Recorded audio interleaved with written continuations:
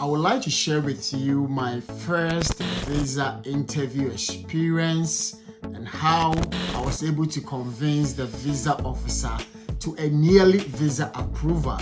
And also, before I came to Ghana, I was in Cyprus. I went to study in Cyprus, but I couldn't complete my education in Cyprus. So I also like to share with you why you should never make Cyprus, especially North Cyprus, as your destination to study as an international student.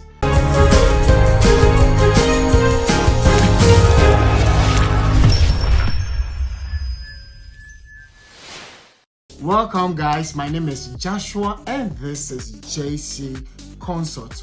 My team and I have been able to assist a lot of students studying their dream country as well as getting the needed scholarship to study in that country. And we're on a journey to change the narrative by helping a lot of students secure funding to study in their dream country. If this is something that interests you, why don't you go ahead and subscribe to this channel, hit on the notification bell, like this video and share with other people, and leave a comment. It's very important. I will come and respond to your comment. All right, so in 2018, a friend of mine was in Cyprus and I got a chance to study on a 25% scholarship in Cyprus. So Cyprus is a country, I think I was at the northern Cyprus. So Cyprus is divided into two, the northern Cyprus and the southern. So the northern is a land, it looks like initially there was a war between Turkey and Greece on that island. It's an island. So the country was divided by UN. So the northern part is a Turkish land where they, so it's more like a Turkish culture. It's a Muslim country. Their currency is Turkish lira. And the southern part is the Greeks land. So they spend what? Euros, because Greece spend euros. So my friend was in the northern part. He helped me with application and I go to Cyprus, and you're gonna struggle in that country, bro. So I was able to, and when I got there, that was around 2019. COVID started February 2019. There was COVID all over the world and lockdown and all that. So the first semester was just online, and the second semester we went to school. So with the first semester I was online, but because I had paid, I aside the 25% scholarship I got, I made a deposit of 10,000 Ghana cedis. So I was able to pay my first semester tuition. So because of that, I was able to handle the first semester online. But afterwards, I was struggling to go to school because I couldn't pay the tuition fee. The schools charge in euros, but the currency of the land is Turkish lira, which Ghana cedis is even heavier than that. And those students are even struggling to pay their school fees in Ghana, even with cedis. So imagine you are going to school in a country where their one Turkish lira is equal to 2 Ghana cedis at that time. And imagine you're paying in euros. You can check the equivalence in euros. So even if you work hard, you still will not be able to pay. And when you work in any company, because you came with a student visa, they're going to pay you on that visa. Those who came with a working visa are paid much higher as compared to students who came on a student visa.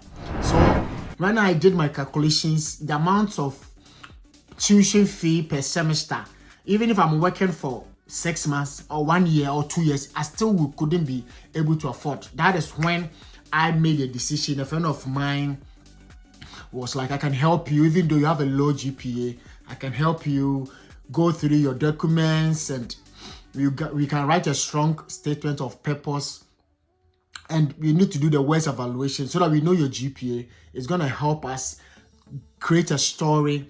And for me, it's not that we are going to create a story. I was struggling financially, had to involve myself on campus jobs, politics, and church work and all that. So at the end of the day, I couldn't have enough time to study when I was doing my undergraduate in K University, studying my bachelor's degree in chemistry. So I graduated a pass, which is a low GPA or third class in other schools. So a friend was like, he can help me. I was like, this is my situation. I cannot afford school in Cyprus. So if you can help me get a school in US, and I know chemistry, with chemistry is a STEM program, and if you're able to get a professor you're going to work with, and chemistry is more research background, if you get a professor you're going to work with, that professor can give you a graduate assistant that can cover your tuition, even though you have a low GPA. And also I got a research publication, So if you search my name, Joshua Antwi-Boasiako, you could see the research work or the publication that I had. So since though I graduated low GPA, but there are certain factors like work experience, like your, especially when I'm talking about STEM programs or courses that you're gonna get a professor to work with on a research, especially like chemistry. Because I got a publication, it's a plus for me to get a professor, because if you're able to do a research findings, and I don't know if there's published for all scientists all over the world to read such a work or such a research finding, that means you're a good student. You can help that professor in their next project. So we did that. I think I did 2 schools. I did 4 schools. And I don't know if I got 1 school in Missouri, University of Science and Technology, and I got Florida State University, Florida International University rather. Yeah, so it was a PhD offer, but they said my application was good. They're going to consider me for the following academic year. So with Missouri University of Science and Technology, I got admission, which is a master's in chemistry with no funding. So I sent code emails. They were like, with their master's program, they don't give funding unless you are going to study a PhD. And I also couldn't apply for PhD. So I did master's. So I had opportunity to talk to Ghanaians in the school who also went there with no funding. So they were like, okay, you can still make it. So I had to travel to Ghana, and I did everything, and I got around the same time I lost my sister when I returned. I think the day I returned to Ghana, the following day I lost my sister. That's why today I'm in black, and I want to use this opportunity to tell my beloved sister rest in peace, and we're still gonna meet one day. And yeah, I love my sister so much. All right, so let me continue. So after the funeral, I got to the interview, and so Cyprus. So I want to conclude with Cyprus. If your father is rich, I'm not coming from a rich background. If your father is rich and he can afford it, studying there is no problem. But if you're like me and that's financially family struggle financially, then Cyprus is not a good country for you, because I knew rich people's kids who were happy. They were not even working. Their fathers were sending them money, and they even went to Europe and the US for conferences. So for them, they are rich, so there's nothing wrong with that. But if you are not from a rich family, then you need to consider countries like the US that can give you good funding. So when I got to the embassy, that was my first time, and already my friends had already told me that I cannot study in the US because I have a low GPA, and I got receipts on my transcript.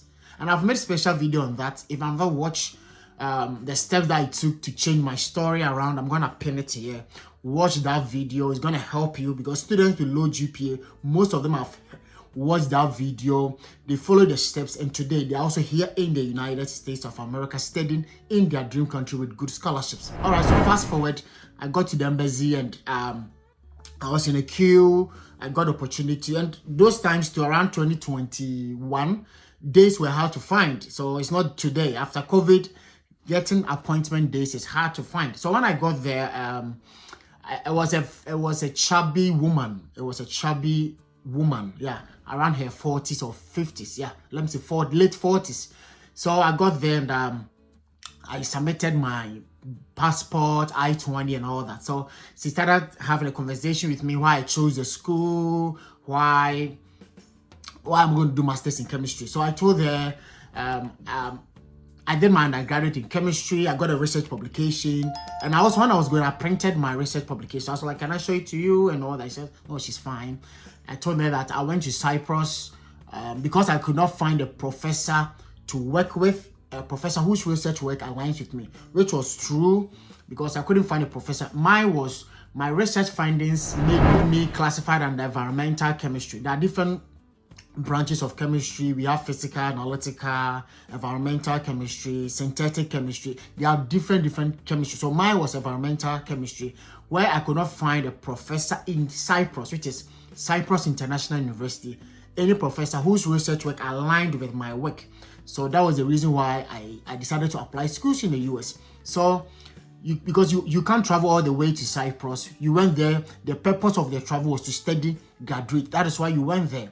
But I could not graduate, and I came back to Ghana. So that too was a little bit, though I was trying to convince the visa officer as to why my father, who was a professor in K University, and he's willing to support me. He also has research grants, and he's willing to finance my education. He's the same person who paid my tuition and deposit for my first semester, paid for my flight and living expenses to Cyprus, and he's willing to also pay for my fees in the US, even though I did not get any form of scholarships. So that was how, and that was my first time, but I had prepared myself so well to build my self-confidence, though I was shivering a bit because it's definitely your first time. But if you train yourself so well, it's gonna go a way forward to help you to speak, even though you'll be a little bit timid of, there's gonna be a fear. It's your first time, so it's normal. But training, that's why I come every weekend to train students for their F1 to build their self-confidence. So if you are preparing for your fall 2025 and you're not joining every weekend, then you are missing out a lot. So I spoke so well, as I was able to answer all the questions, but she was not convinced enough. So what she did was to go to the chief consular, that this is a student. So I'm sure, so she took my transcript and she was like, she'll be back soon. So I saw her go to the chief consular, and she was having a conversation with him. So, and I remember my friend said the transcript, because you had receipt, is gonna be negative on your visa application. And it was true. And I saw her showing my transcript to the chief consular. And when she showed, and I'm sure definitely the chief consular would see that I had receipt, which was negative for me. And also, I went to Cyprus. I could not graduate. That was another. So I'm sure they based on these two factors. And she came back and she was like, I cannot approve you this visa this time. So these, to me, because I was able to speak confidently, I was able to express myself, and I nearly convinced her but she was like, nah, this guy couldn't complete. So what shows that since he couldn't complete or graduate in Cyprus, what shows that this guy will also complete when he comes to the US? So that was her banter between myself and the visa officer. So she had to go to the chief consular for her to make a final decision on my application. So she came back and was like, nah, I'm not gonna approve you this visa. So guys, that's basically about my first visa interview. So I did so well. For me, I believe I did well. I studied so hard. I knew the professor I was going to work with, why I chose the school, why I'm going to do that program. I knew the story. I had a great story, and I went with, my dad was my sponsor. So mostly students who are going with no funding, it's always advisable your guardian or your parents, either your mommy or your daddy, or if you've lost your parents, your stepdad can't be in place to sponsor you, because they brought you on earth.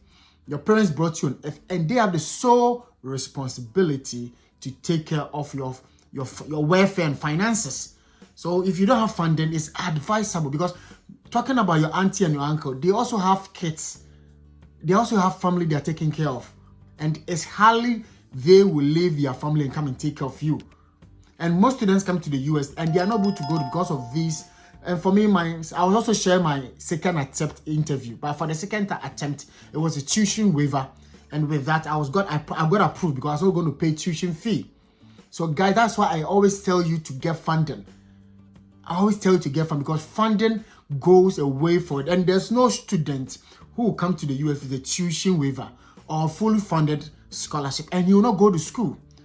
That is why I've also started this journey to go through schools, go through their scholarship applications, how you're going to send code emails to professors. And that is way is going to help you get scholarships. And you get scholarship or full tuition waiver or fully funded scholarship. Once you get to the US, there's no way you will not go and focus on the school and study hard. You understand? So that is why at this point in time, if you have not subscribed, you are doing yourself so harm. Subscribe. Every weekend I come live to train students. If you are not subscribed and I come like, you'll not be notified. That is why I want you to subscribe. And my new project I'm doing, once you subscribe and I put on a video, you're going to be notified. So guys, thank you for the support. We are almost 14,000 subscribers. Thank you. And if you have not subscribed, just go ahead and let's grow this channel together. Thank you. And I pray for all those who are going for 2025, those who are yet to go for the interview, those who got approved, congratulations. Those who are yet to go for the interview, I wish you all the best. Train yourself well. Join my mock interview. Join other mock interview. And you're going to be a blessing. Thank you. See you very soon. Bye-bye.